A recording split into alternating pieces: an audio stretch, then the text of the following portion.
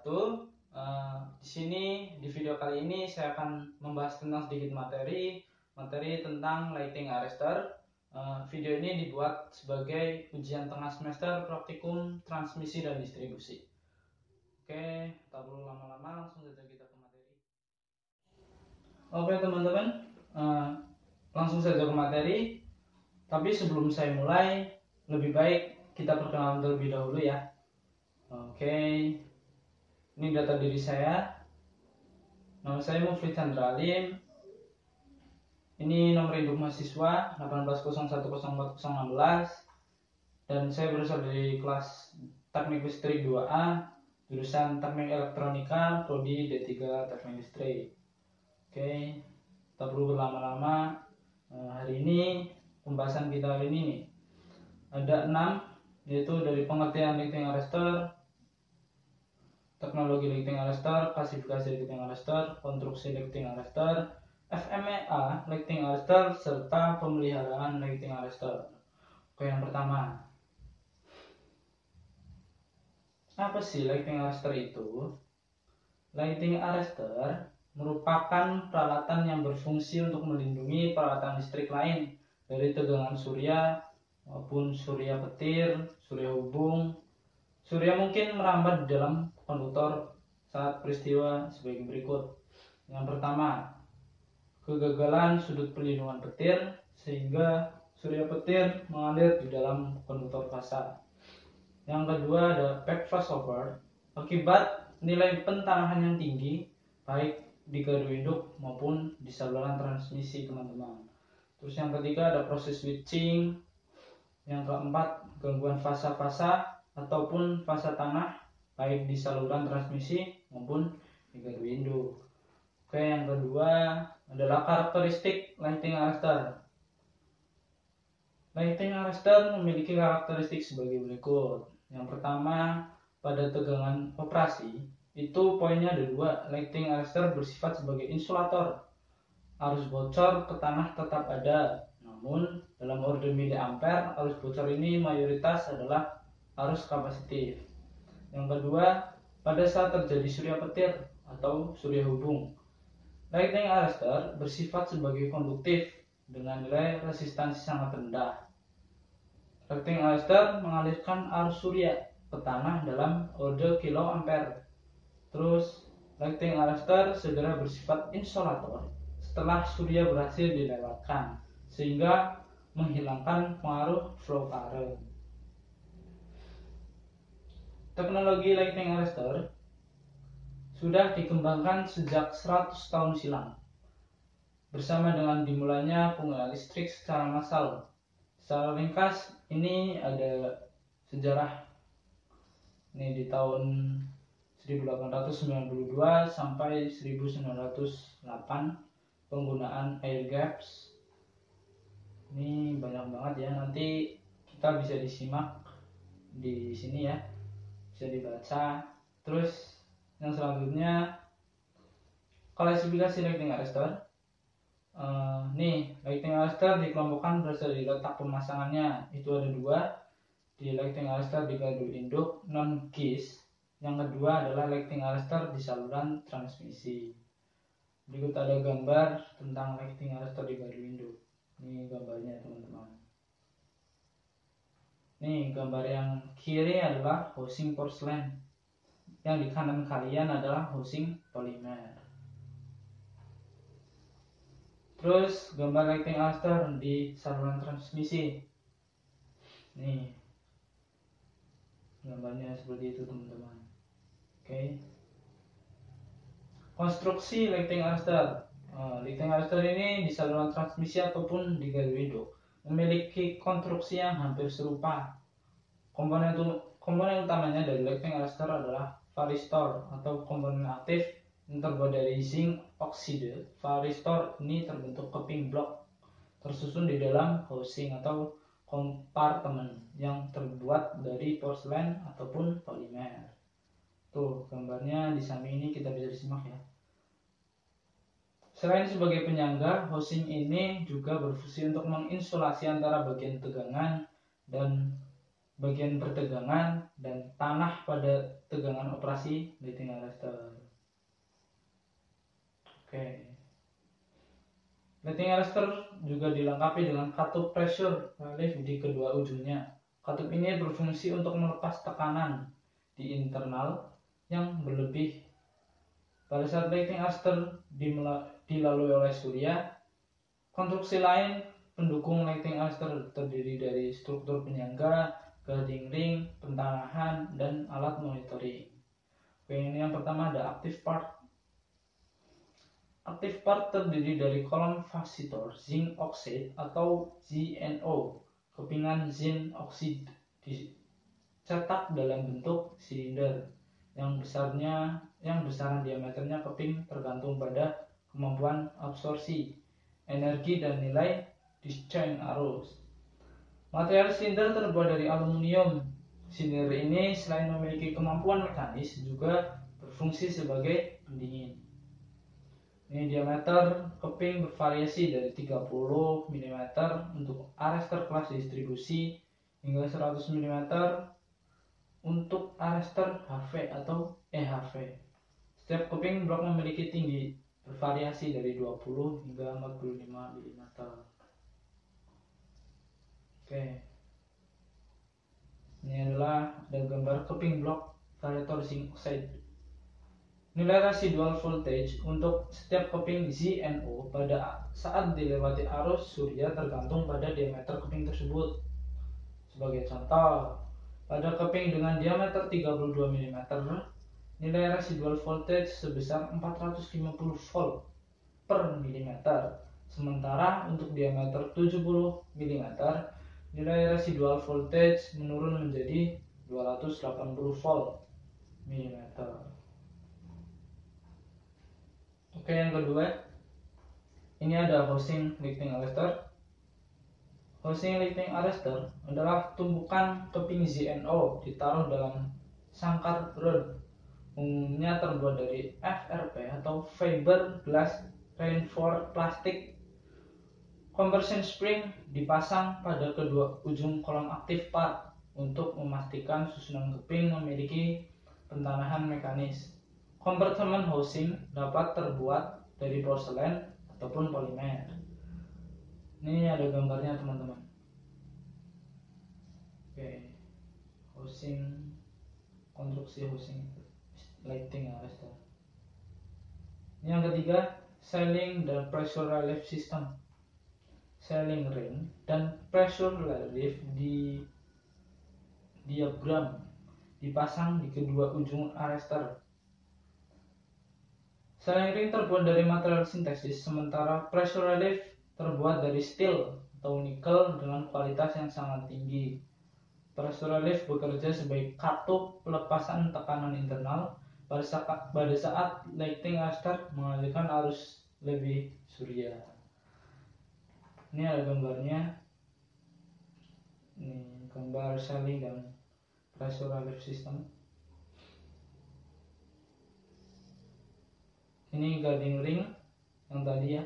Guarding ring diperlukan pada lighting arrestor dengan ketinggian 1,5 mm atau pada lighting arrestor yang dipasang bertingkat.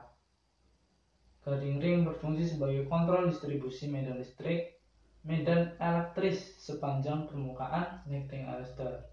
Medan elektris pada bagian yang dekat dengan tegangan yang lebih tinggi sehingga stres pada active part di posisi tersebut jauh lebih tinggi dibanding pada posisi bawahnya. Ini gambarnya seperti ini nih.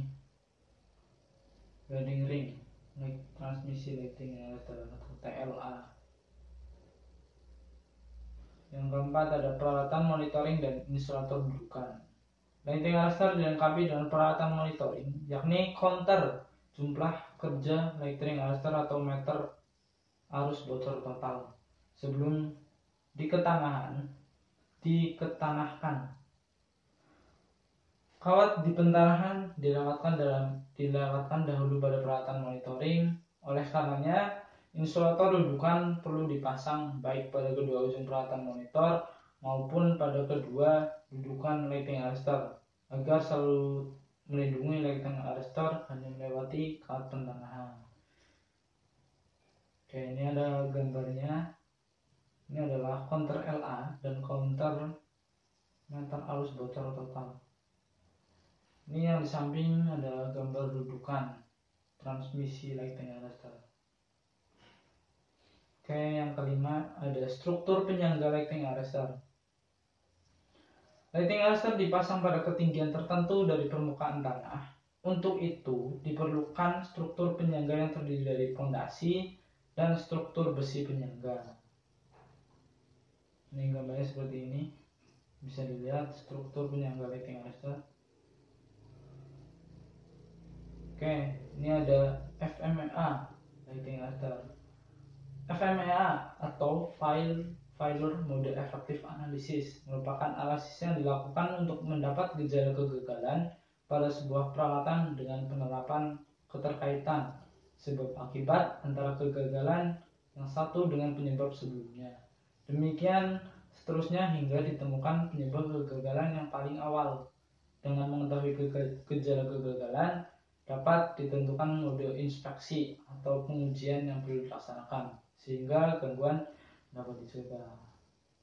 Dalam analisis FMEA, sebuah peralatan yang dipandang berdasarkan sistem dan subsistemnya. Setiap sistem memiliki fungsi, demikian pun setiap subsistem memiliki subfungsi. Kegagalan dilihat dari sudut pandang kegagalan sebuah sistem atau subsistem dalam melaksanakan fungsi atau subfungsinya. Oke, nih. Sebuah sistem lighting arrestor terdiri dari subsistem sebagai berikut. Ada 8. Yang pertama ada sistem active part yang tadi sudah saya jelaskan. Yang kedua ada sistem insulasi, sistem struktur penyangga, subsistem shielding system, subsistem junction. Yang keenam ada subsistem pentanahan. Yang ketujuh ada subsistem guarding ring. Yang terakhir ada subsistem monitoring. Oke, ini yang terakhir kita bahas tentang pemeliharaan lighting arrestor. Kegiatan pemeliharaan yang tercantum dalam buku pedoman ini merupakan proactive maintenance. Apa itu proactive maintenance? Yakni pemeliharaan yang bertujuan untuk mencegah terjadinya failure atau kegagalan peralatan. Kegiatan reactive maintenance, kegiatan perbaikan pasca gangguan, tidak termasuk dalam buku ini. Kegiatan proactive maintenance dapat dibedakan menjadi dua, yaitu ada preventive maintenance dan predictive maintenance. Oke, kita bahas satu-satu. Preventive maintenance dikenal juga sebagai team-based maintenance atau TBM. Dalam TBM, kegiatan pemeliharaan dilakukan dengan interval tertentu tanpa memperhatikan apakah kondisi peralatan masih sudah memerlukan tindakan pemeliharaan atau tidak. Termasuk dalam TBM adalah ini ada dua, schedule restoration, yang kedua ada schedule discard.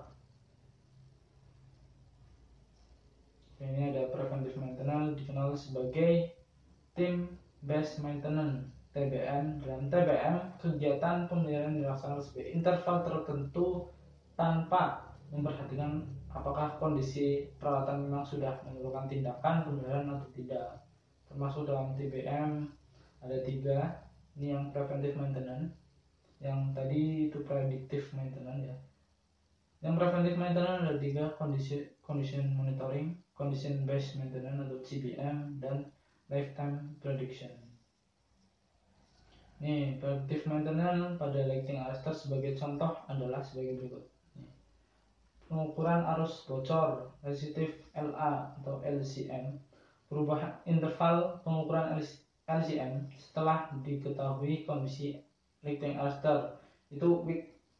Jadi udah ada pengukurannya. Ini pengukuran nilai tahanan insulasi lighting arrestor. Ini kegiatan preventive maintenance dikelompokkan menjadi 3 level inspeksi berdasarkan tingkat kesulitan pelaksanaan dan jenjang diagnosa. Yang pertama ada inspeksi level 1 atau IL nomor 1.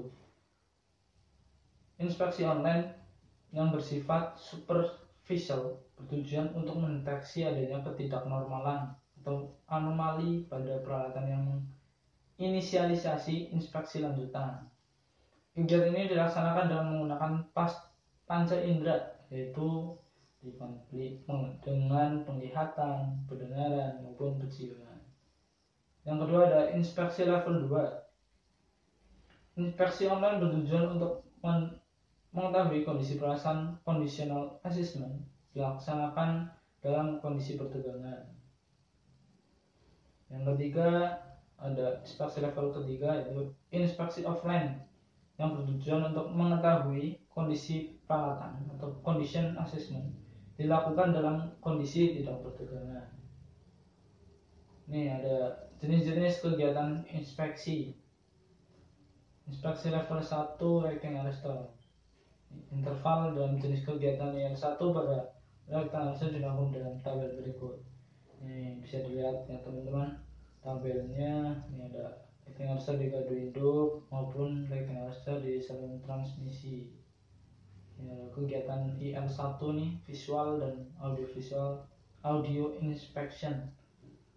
Nah, ini ada interval, ada 3 bulan, terus ini ada 2 tahunan, terus nih selanjutnya ya. Yang pertama nih inspeksi visual. Inspeksi visual adalah kegiatan pengamatan komponen atau bagian dari lighting arrestor yang dilaksanakan secara visual atau menggunakan alat bantu binokular. Petugas mengisi form checklist berdasarkan hasil pengamatan. Yang kedua ada inspeksi audio. Inspeksi audio ini adalah kegiatan pengamatan komponen bagian dari lighting arrestor yang dilaksanakan menggunakan indera pendengaran untuk mengetahui anomali peralatan. Petugas mengisi form checklist berdasarkan hasil pendengaran. Ini yang B ada inspeksi level 2. Inspeksi level 2 di lighting arrestor adalah kegiatan pengukuran arus bocor resistif dengan kompensasi harmonisa orde ketiga atau dikenal juga dengan LCM serta pelaksanaan termofisis. Pengukuran LCM bertujuan untuk mengetahui degradasi komponen aktivasi faktor lighting arrestor. Pengukuran LCM dilaksanakan pada lighting arrestor berada di gardu induk, sementara beberapa di transmisi lighting arrestor. Tipe gelap plus dilengkapi alat monitoring online, arus bocor resistif, dan datanya dapat didownload secara berkala.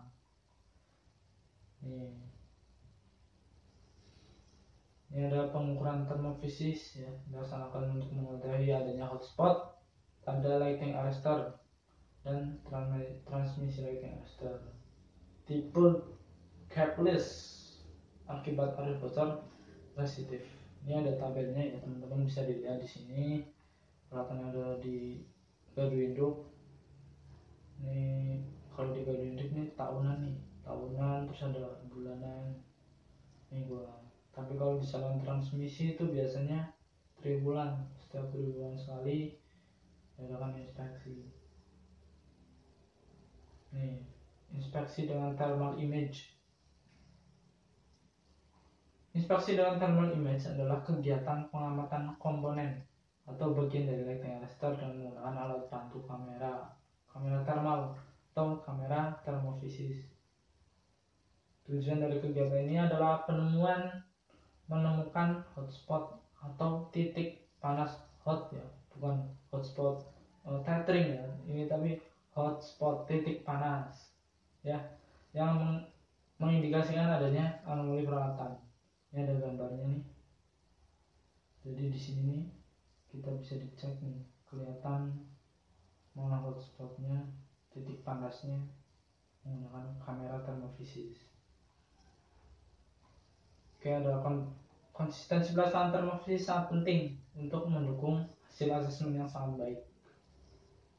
Nih, oleh karena itu hal yang perlu dilaksanakan dalam pelaksanaan termofisis ini sebagai berikut. Yang pertama ada pastikan setting emisivitas yang benar. Jadi sebelum digunakan kita setting dulu. Yang kedua ada konsistensi pelaksanaan pengukuran, ada frame, jarak atau posisi pengambilan gambar. Terus ada jamnya juga nih, jamnya jam 6 sore sampai jam 7, 18.00 sampai 19.00. Cuacanya cerah, tidak mendung atau hujan. Oke. Yang kedua ada prinsip pengukuran LCM. Kondisi varistor atau CNO pada lighting arrestor dapat diketahui melalui analisis arus booster sensitif dengan prinsip dasar sebagai berikut. Yang pertama ada komponen non linear. Bila diberi tegangan sinusoidal akan menghasilkan arus booster dengan harmonisa. Sini ada arus booster memiliki beragam harmonisa seperti harmonisa orde ketiga, 5, dan seterusnya. Namun hanya arus booster resistif dengan harmonisa orde 3 yang paling dominan dalam menunjukkan kondisi varistor CNO. Ini bisa dibaca teman-teman. Selanjutnya ada 2 pelaksanaan pengukuran LCM.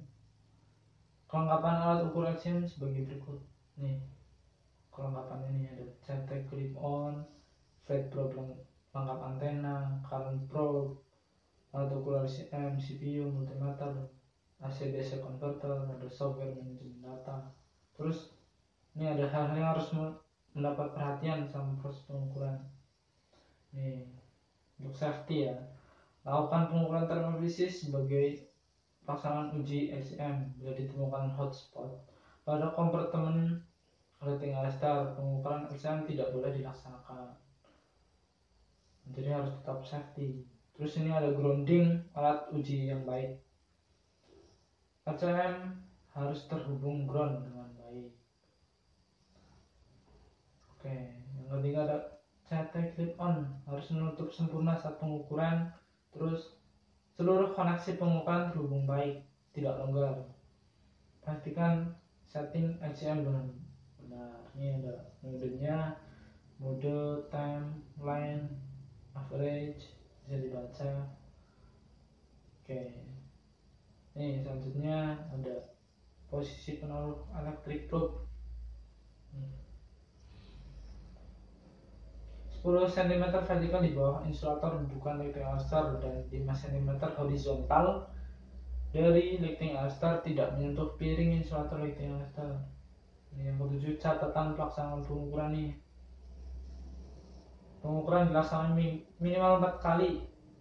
Ya, minimal 4 kali dalam probe yang berbeda. Ini hasil ukuran bocor sensitif adalah nilai rata-rata dari keempat pengukuran.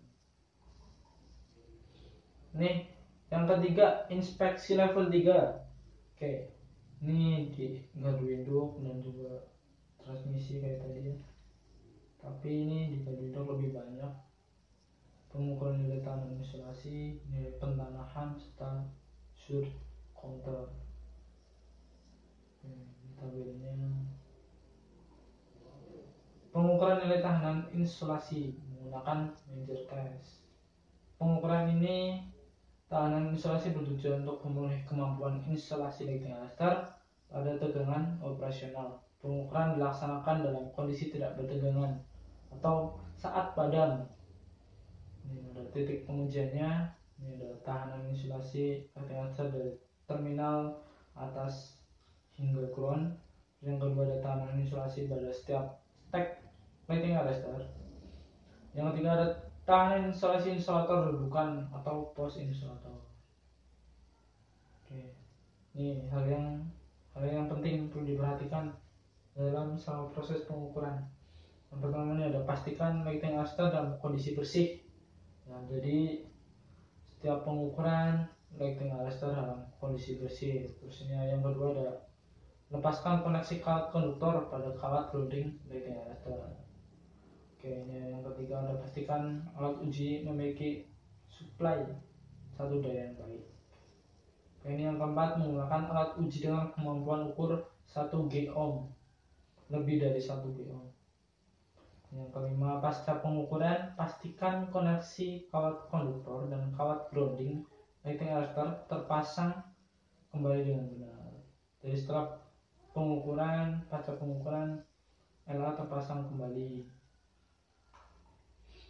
Ini skema pelaksanaannya. Nih, kalian bisa lihat nih ya di SUTT ini lighting arrestor. Oke, ini skema. Terus yang B, pengukuran nilai pentanahan. Pengukuran ini bertujuan untuk mengetahui kondisi sistem pentanahan lighting arrestor. Nilai pentanahan yang lebih tinggi menunjukkan adanya anomali pada sistem pentanahan lighting arrestor. Pengukuran pentanahan dilaksanakan dalam kondisi tidak bertegangan. Ini hal yang perlu diperhatikan nih. Pastikan alat uji memiliki suplai daya yang baik.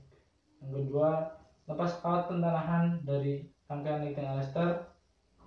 Pengukuran itu hanya berrangkaian pentanahan ya. Bersihkan kawat pentanahan sehingga alat ukur terkoneksi baik dengan kawat pentanahan.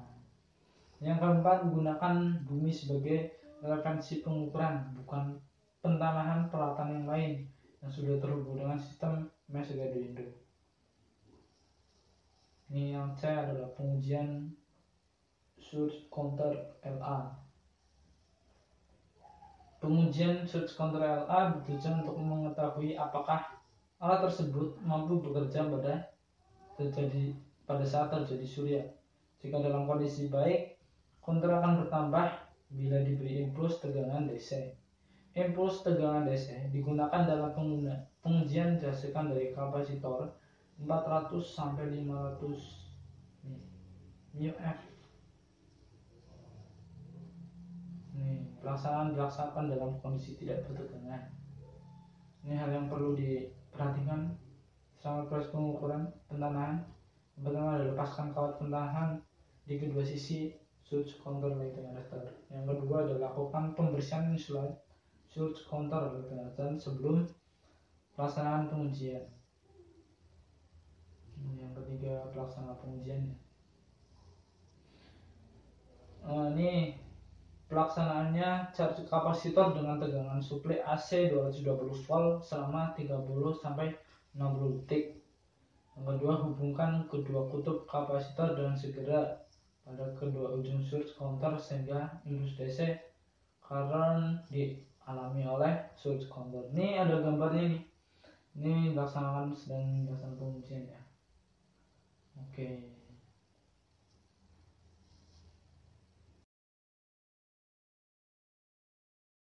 Mungkin itu saja materi dari saya. Semoga ada manfaatnya ya. Terima kasih. Wassalamualaikum warahmatullahi wabarakatuh.